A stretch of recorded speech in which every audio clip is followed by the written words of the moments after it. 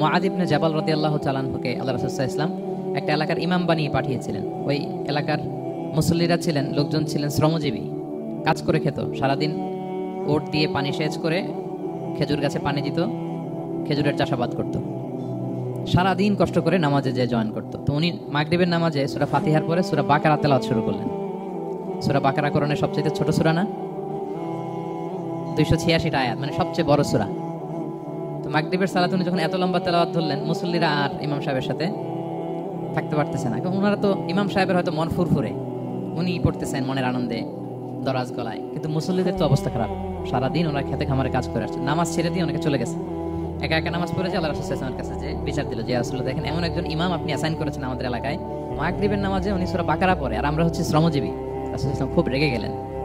মুআয ইবনে জাবালকে ডেকে বললেন, হে মুআয, আফাত্তানুন আন, তুমি কি সমাজে ফিতনা ছড়াচ্ছ? তুমি জানো না এরা কারা? তোমার কি সূরা ওয়াদ-দুহা ওয়াল-লাইলি ইযা সাজা মুখস্থ নাই? তোমার কি ওয়াশ-শামসি ওয়া-দুহাহা এটা মুখস্থ নাই? তোমার কি সাব্বিহ ইসমা রাব্বিকাল আ'লা এই সূরাগুলো তোমার জানা নাই? উনি বললেন জানা আছে। তো এগুলো রেখে দিয়ে মাগরিবের নামাজে কেন সূরা বাকারা ধরলা? তোমার মুসল্লিরা তো শ্রমজীবী মুসল্লি। যখন ইমামের দায়িত্ব হচ্ছে পেছনে কারা আছে এটা খেয়াল করা। অনেক সময় ইমাম সাহেব আল্লাহু আকবার বলে যে নামাজ ধরছে, কি হচ্ছে পেছনে আর খোঁজ খবর নেই। আল্লাহর হাবিব সাল্লাল্লাহু আলাইহি ওয়াসাল্লাম কিন্তু এমন ইমাম ছিলেন না, উনি অত্যন্ত বিবেকবোধ সম্পন্ন একজন ইমাম। তো এই সূরার একটা ফজিলত আপনি জানলেন যে রাসূল সাল্লাল্লাহু আলাইহি ওয়াসাল্লাম সূরা ওয়াদ-দুহা ওয়াল-লাইলি ইযা সাজা এটা তেলাওয়াত করতে বলেছিলেন মুআয ইবনে জাবাল রাদিয়াল্লাহু তাআলা আনহুকে। এটা কোরআনের 93 নম্বর সূরা। কত নাম্বার? এটা মাক্কি সূরা, আর নাজিলের ধারাবাহিকতা অনুযায়ী এটা 11তম সূরা। মানে এই সূরার আগে আরো 10টা সূরা নাজিল হয়েছিল, তার মানে মক্কার একেবারে শুরুর দিকে এই সূরাটা নাজিল হয়েছে। তো এই সূরাটা শুরুর দিকে, একেবারে শুরুর দিকে নাজিল হয়েছে, তার আগে মাত্র 10টি সূরা নাজিল হয়েছে। তো নাজিল হতে হতে 10টা সূরা যখন নাজিল হলো, এরপর অনেক দিন রাসূল সাল্লাল্লাহু আলাইহি ওয়াসাল্লামের কাছে কোনো সূরা নাজিল হয় না। কয়দিন নাজিল হয় না? কোনো বর্ণনায় 15 দিন, কোনো বর্ণনায় 1 মাস, কোনো বর্ণনায় 2 মাস, কোনো বর্ণনায় 6 মাস, টানা 6 মাসের গ্যাপ ওহি নাজিল হয় না। আল্লাহর হাবিব সাল্লাল্লাহু আলাইহি ওয়াসাল্লাম তিনি ওহি মিস করতে শুরু করলেন, যে ঘটনা কি, কোরআন নাজিল হচ্ছে না কেন, হঠাৎ এত গ্যাপ কেন? ওনার মাথায় কয়েকটা জিনিস ঘুরপাক খেলো। একটা ঘুরপাক খেলো যে আমার কোনো কাজে আল্লাহ আবার অসন্তুষ্ট হলো নাকি, অথবা আমি কোরআনের আয়াত এই বাণীগুলো পৌঁছে দেওয়ার ক্ষেত্রে আমার কোনো গাফলতি হয়ে গেল নাকি, সামহাও কি আল্লাহর সাথে আমার কানেকশন এটা কি লুজ হয়ে যাচ্ছে, আমি কি কোনোভাবে আল্লাহ থেকে দূরে সরে পড়তেছি? রাসূল সাল্লাল্লাহু আলাইহি ওয়াসাল্লাম টেনশনে, কি যে একটা কষ্টকর মুহূর্ত রাসূল সাল্লাল্লাহু আলাইহি ওয়াসাল্লাম, কিরে মাসের পর মাস চলে গেল ওহি আসতেছে না কেন, আমার কি কোনো ভুল হচ্ছে নাকি, আল্লাহকে আমাকে অপছন্দ? রাসূল সাল্লাল্লাহু আলাইহি ওয়াসাল্লাম যখন এরকম দুশ্চিন্তিত, পেরেশান, অ্যাংজাইটিতে পড়ে গেলেন, ভারাক্রান্ত, ঠিক তখন রাসূল সাল্লাল্লাহু আলাইহি ওয়াসাল্লামকে সান্ত্বনা দেওয়ার জন্য এই সূরাটা আল্লাহ নাজিল করেছেন। সান্ত্বনা দেওয়ার জন্য এই সূরাটা বেশ আশা জাগানিয়া সূরা, মোটিভেশনাল সূরা, ইন্সপিরেশনাল সূরা। আপনার মন খারাপ হলে আপনি এই সূরাটা পড়বেন, এই সূরাটা, এবং এটার পরে আরেকটা সূরা আছে সূরাতু আলাম নাশরাহ। আপনার মন, সবার লাইফে আপস এন্ড ডাউনস আছে, আপনি যখন ভারাক্রান্ত হবেন, কষ্টে থাকবেন, এই সূরাটা পড়বেন, দেখবেন যে আপনার ডিপ্রেশন দূর হয়ে গেছে। আল্লাহর হাবিব সাল্লাল্লাহু আলাইহি ওয়াসাল্লাম যখন এরকম ভারাক্রান্ত ছিলেন, চিন্তিত ছিলেন, তখন আল্লাহর হাবিব সাল্লাল্লাহু আলাইহি ওয়াসাল্লামকে চিন্তামুক্ত করবার জন্য আল্লাহ তাআলা এই চমৎকার সূরাটি নাজিল করেছেন। আল্লাহ নাজিল করলেন, আউযু বিল্লাহি মিনাশ শাইতানির রাজিম, বিসমিল্লাহির রহমানির রহিম, ওয়াদ-দুহা ওয়াল-লাইলি ইযা সাজা মা ওয়াদ্দাআকা রাব্বুকা ওয়া মা ক্বালা ওয়ালাল আখিরাতু খায়রুল লাকা মিনাল উলা ওয়ালা সাওফা ইউতিকা রাব্বুকা ফাতারদা।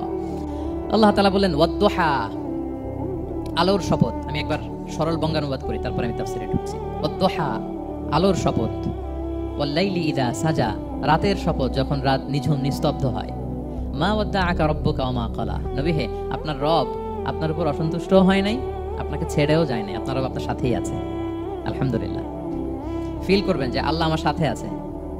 সবসময় এটা ফিল করতে হবে যে আল্লাহ তাআলা আমার সাথে আছেন, তিনি আমাকে ভুলে যান নাই, ছেড়ে যান নাই। আরে তার রহমত ছাড়া তো একটা শ্বাস নেওয়া তো আমার সম্ভব না, ঠিক কিনা বলেন? আল্লাহর রহমত ছাড়া একটি সেকেন্ড এই পৃথিবীতে সার্ভাইভ করা কি আমাদের পক্ষে সম্ভব না? ওয়ালাল আখিরাতু খায়রুল লাকা মিনাল উলা, নবী হে, আপনার পরবর্তী সময় পূর্ববর্তী সময়ের চেয়ে অনেক ভালো হবে ইনশাআল্লাহ। মানে good days are coming in your life, ভালো সময় আসতেছে। ওয়ালা সাওফা ইউতিকা রাব্বুকা ফাতারদা, আর আপনার রব আপনাকে এত দিবেন আপনি খুশি হয়ে যাবেন। আপনার রব আপনাকে এত দিবেন আপনি নিয়ে কুলাতে পারবেন না। আলাম ইয়াজিদিকা ইয়াতীমান ফাআওয়া, নবী আপনি কি ইয়াতীম ছিলেন না, তিনি কি আপনাকে আশ্রয় দেননি? ওয়া ওয়াজাদাকা দাল্লান ফাহাদা, আপনি পথ খুঁজতেছিলেন, আল্লাহ আপনাকে পথ দেখিয়েছেন। ওয়া ওয়াজাদাকা আইলান ফাআগনা, আপনি নিঃস্ব রিক্ত হস্ত ছিলেন, আল্লাহ তাআলা আপনাকে ধনী বানিয়েছেন। ফাআম্মাল ইয়াতীমা ফালা তাখহার, খবরদার এতিমের সাথে কখনো কঠোর হবেন না। ওয়া আম্মা সাইলা ফালা তানহার, ফরিয়াদি যে সওয়াল করে হাত পাতে তাকে ধমক দিয়ে তাড়িয়ে দিবেন না। ওয়া আম্মা বিনি'মাতি রাব্বিকা ফাহাদ্দিস, আর আপনার রবের যে নিয়ামত আপনার প্রতি, এটার বর্ণনা করুন। সুবহানাল্লাহ। এই হচ্ছে সরল অনুবাদ সূরাতুদ দোহা। এবার আসছে না সূরাটা, আসুন এবার তাফসীরে ঢুকি।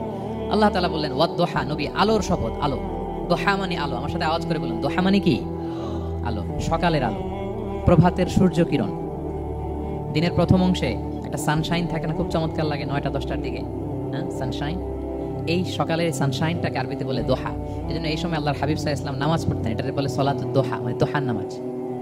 এটাকে বলে সালাতুদ দোহা, দোহার নামাজ। ওয়াদ-দোহা, আলোর শপথ। মানে নবী আপনি হতাশ হবেন না, হাল ছাড়বেন না, ভরসা রাখুন। আপনি ঘর থেকে বের হন, দেখুন কি চমৎকার আলো। It's a beautiful day out there. জান, হোয়াট এ নাইস সানশাইন। কি চমৎকার উজ্জ্বল প্রভাতের সূর্য কিরণ। এত চমৎকার জলজলে সানশাইনিং এনভায়রনমেন্ট, আপনার মন খারাপ হয় কি করে? ওয়াদ-দোহা, দোহার শপথ মানে প্রভাতের সূর্য কিরণের শপথ। আবার বললেন ওয়াল-লাইলি ইযা সাজা, রাতের শপথ যখন সে রাত নিঝুম হয়, গভীর হয়, নিস্তব্ধ হয়।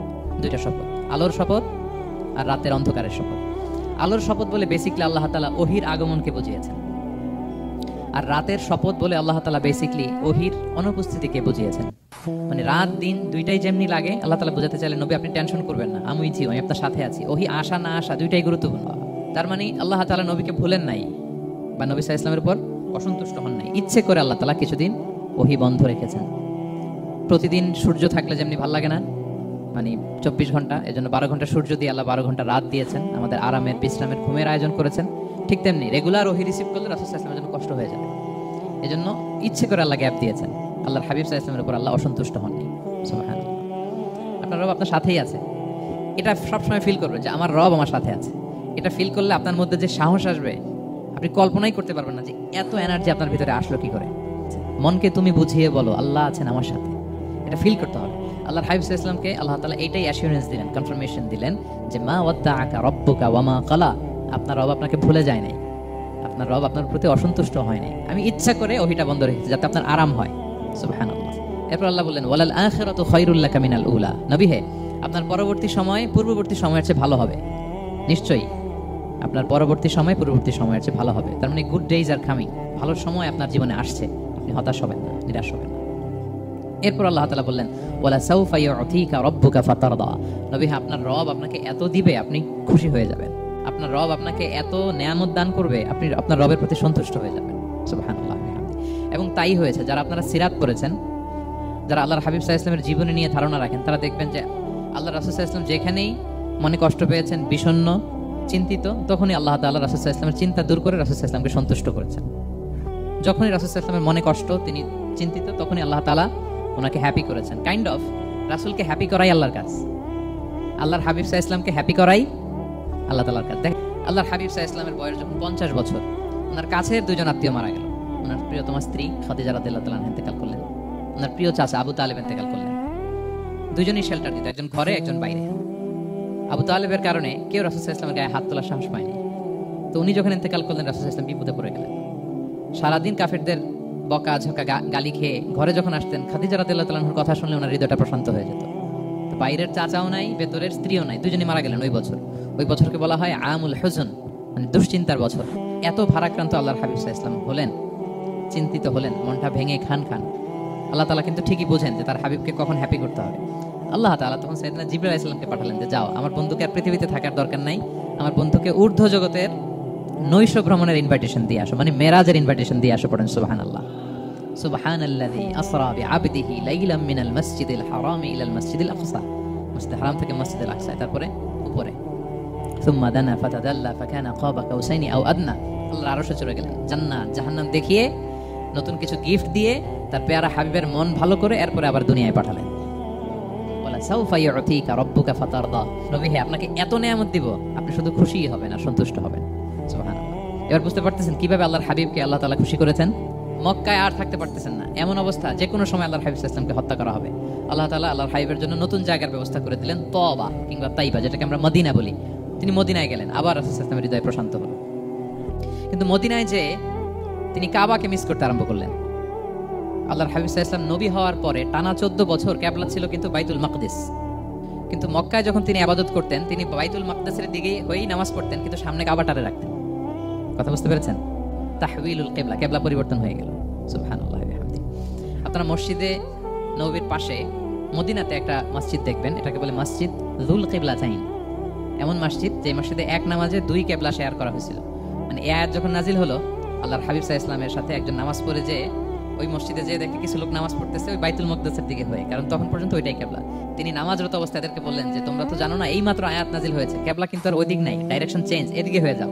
তো ইমাম সহ মুসল্লি সব ঘুরে নামাজের মধ্যে ওইদিকে হয়ে গেছে। তাহলে একই নামাজে 2টা কিবলা শেয়ার করা হয়েছে, ফলে তখন থেকে মসজিদের নাম হয়ে গেছে মসজিদ যুল কিবলাতাইন, 2 কিবলাওয়ালা মসজিদ।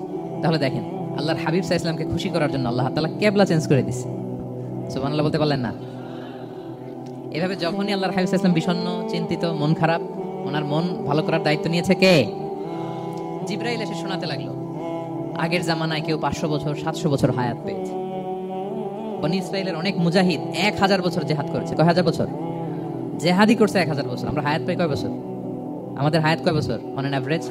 60-70। আল্লাহর হাবিব সাল্লাল্লাহু আলাইহি ওয়াসাল্লাম এটাই বলেছেন যে আমার উম্মতি মা বাইনা 60 ইলা 70, আমাদের গড় আয়ু 60 থেকে 70। ওয়া আকাল্লুহুম মা ইয়াজুজু যালিক, সামান্য অল্প সংখ্যকই মানুষ এটাকে ক্রস করতে পারে।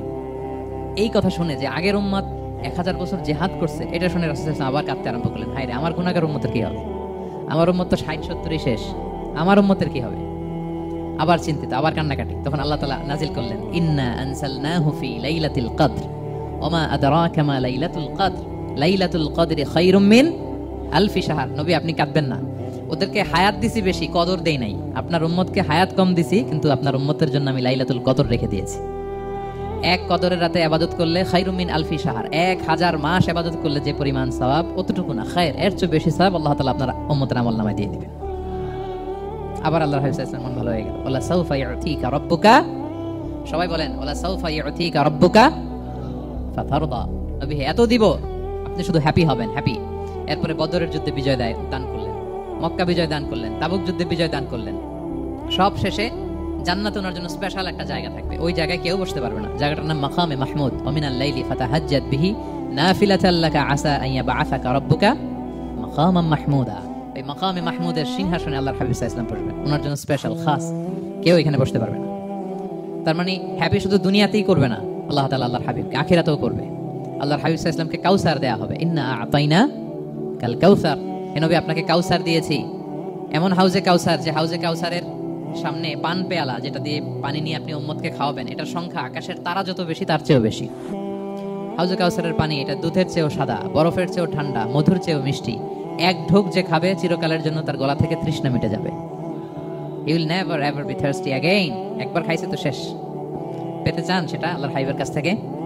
আমরা পেতে চাই কি চাই না বলেন?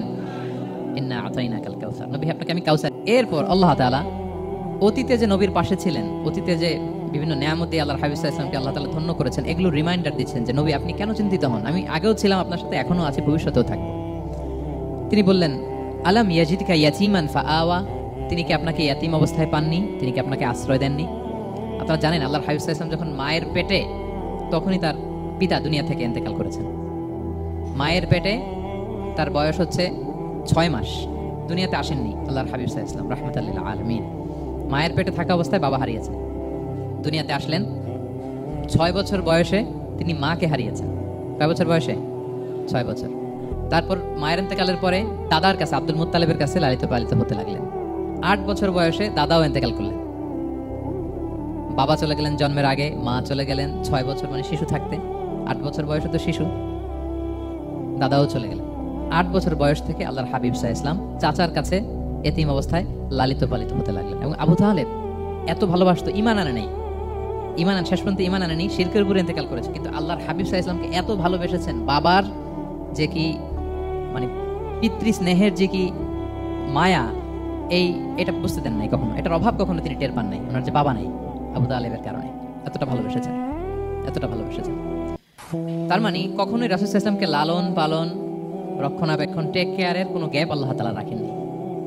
হালিমাতু সাদিয়ার কাছে, পরে মায়ের কাছে, উম্মে আইমানের কাছে, দাদা আব্দুল মুত্তালিবের কাছে, পরে চাচার কাছে, একটার পর একটা স্লট বাই স্লট রেডি। সেটাই স্মরণ করে দিলেন যে নবী এমন তো হয় না যে আপনাকে লালন পালনের জন্য কেউ ছিল না। আলাম ইয়াজিদকা ইয়াতীমান ফাআওয়া, আপনার রব কি আপনাকে ইয়াতীম অবস্থায় আশ্রয়ের ব্যবস্থা করে দেননি? মানে তখন তো আমি ছিলাম আপনার সাথে, কেউ ছিল না, তখন তো আমি ছিলাম। তো আপনার তো ভয় কিসের? আপনি হতাশ হবেন না, নিরাশ হবেন না, হাল ছাড়বেন না আপনি। তাহলে প্রিয় ভাইরা, আল্লাহর হাবিব সাল্লাল্লাহু আলাইহি ওয়াসাল্লাম ইয়াতীম অবস্থায় পৃথিবীতে এসেছিলেন, এবং এজন্য ইয়াতীমের সাথে ভালো আচরণ তিনি করতে বলতেন আল্লাহর হাবিব সাল্লাল্লাহু আলাইহি ওয়াসাল্লাম। যারা ইয়াতীমকে ভালোবাসে আল্লাহ তাদেরকে ভালোবাসে।